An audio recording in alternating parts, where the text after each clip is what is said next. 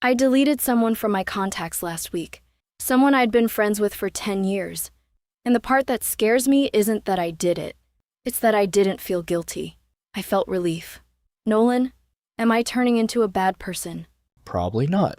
When did it start feeling like relief instead of guilt? I don't know exactly. Somewhere after I paid off the last of my credit card debt. $52,000. Gone. Over 4 years. I should just feel proud. I do feel proud, but I also feel really alone right now. And I don't understand why those two things are happening at the same time. Because they're not separate things. They're the same thing. What do you mean? Your net worth didn't just change a number on an app. It changed to who fits in your life and who doesn't. Nobody warns you about that part. They just tell you to get out of debt and build wealth like it's a clean, lonely-free process. It isn't. Every level you move through costs you something in your circle. Some of what it costs you, you'll be glad to lose. Some of it will hurt more than the debt ever did. Okay, walk me through it. 'Cause right now, I just feel like I did something wrong. You didn't. Let's start where you started. Level 1. Negative net worth. You were $52,000 underwater. At this level, your circle is built entirely around shared struggle. You and your friends bond over splitting a pizza 4 ways. Nobody questions when you say you can't make the trip. Nobody has to ask why. Everyone's in some version of the same place. That's not a small thing. Shared financial stress is one of the strongest social glues there is. You don't even notice it's glue. It just feels like friendship. That was literally my early 20s. We were all broke together and it felt like the most honest version of any friendship I've had. It was honest. It's also fragile in a way you can't see yet, because the bond was partly built on a shared condition, not just shared values. When the condition changes for one person and not the others, the bond gets tested in a way nobody prepared for.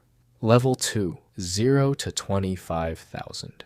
You're not in debt anymore, but you're not saving much either. This is where most people actually live, and most friendships survive completely intact, because the gap between you and your friends is still small enough that nobody has to adjust how they talk to you.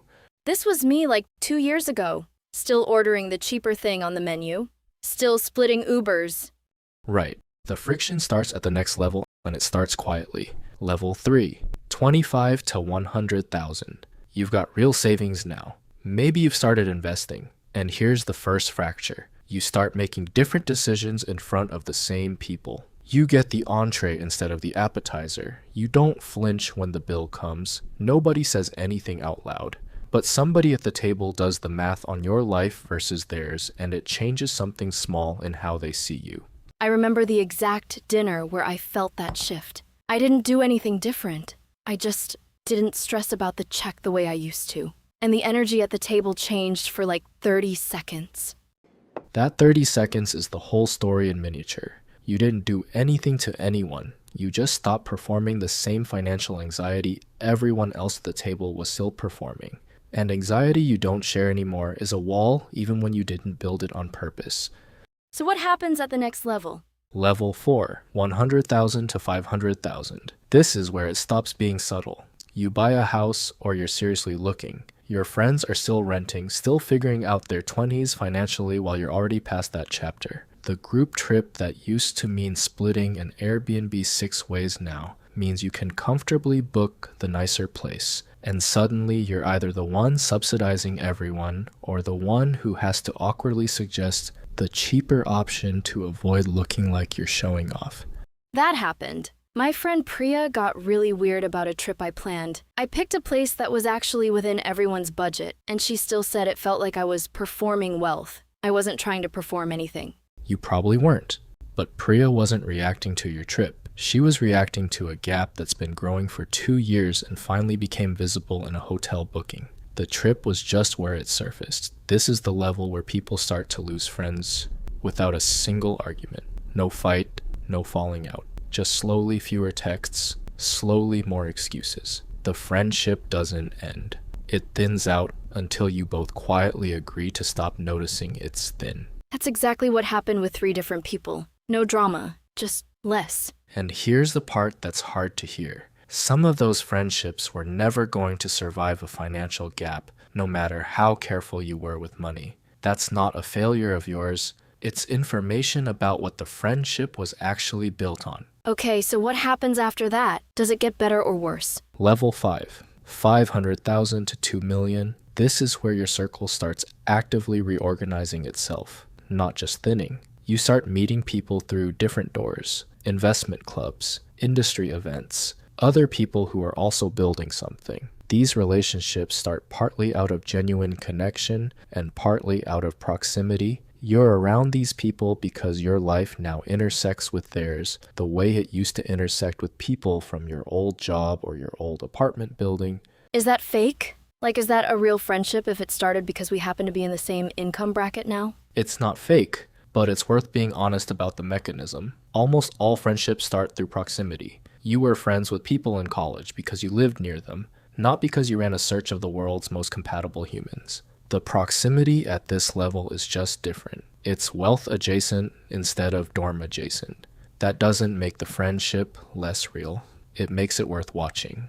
Because proximity friendships can evaporate as fast as they form if the proximity changes.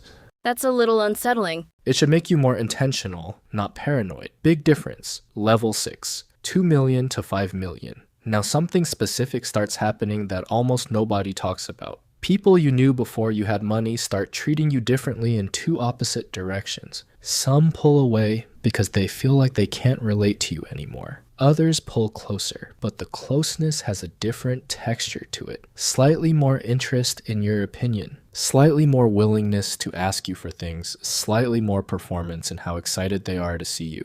How do you tell those two apart? Like in the moment? You usually can't tell in the moment. You can only tell over time by watching what happens when you say no to something. Genuine friends are mildly disappointed and move on. The other kind get oddly persistent or oddly cold, depending on what they were actually getting from the relationship. That's a horrible skill to have to develop. It is. Nobody wants to learn to read people that closely, but not learning it costs more than the discomfort of learning it. Level 7, 5 million to 10 million. At this point, your circle has usually become smaller and much more deliberate. Not because you became cold or exclusive, because the math of trust changes. At lower levels, the downside of trusting the wrong person is limited. They take advantage of the dinner, a favor, a couch to crash on. At this level, the downside of trusting the wrong person can be significant. So people here naturally narrow who gets close, not out of arrogance, but out of the same instinct that makes anyone more careful when the stakes go up. So at 10 million, am I only going to be friends with people who have their own security detail? No, you'll be friends with people who don't need anything from you except your time, and at this level, the number of people like that gets brutally small. So the rich people aren't cold. They're just protecting something that costs more to lose now. Exactly. And here's the part I most want you to hear because it loops all the way back to where we started. The people at this level, the $10 million net worth level, went through every single stage you're going through right now. They had the broke years, the dinners where the energy shifted, the friend who called them fake for booking a nicer Airbnb, the slow fade of relationships that couldn't survive the gap. Every one of them. So it's not like I get through this and arrive somewhere safe. It just keeps happening at every level. It keeps happening.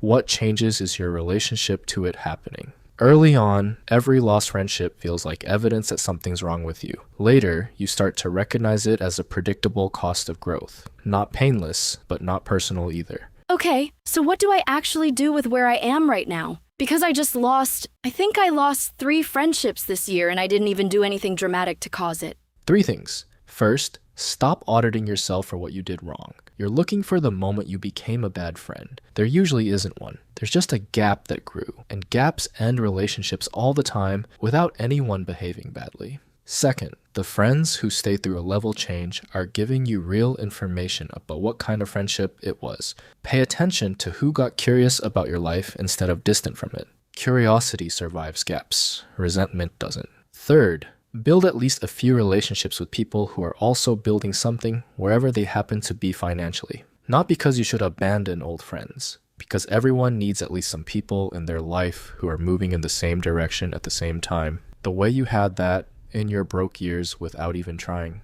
That actually makes the broke years make more sense too. We weren't just broke together. We were moving at the same speed together. That's the whole thing in one sentence. Net worth doesn't end friendships. Speed does. People who are moving at the same speed stay close with almost no effort. People moving at different speeds need real intention to stay close, and a lot of friendships were never built with that kind of intention because they never needed it before. So somewhere right now, there's a version of me with $10 million who went through this exact conversation a long time ago. Several versions, actually, and every one of them remembers the friend who called them fake for booking a nicer apartment. They just don't carry it the way you're carrying it right now. They learned it was the gap, not them. You're not losing your way. You're just early in a pattern that doesn't stop at any specific number. It just gets less personal to live inside of the more times you watch it happen.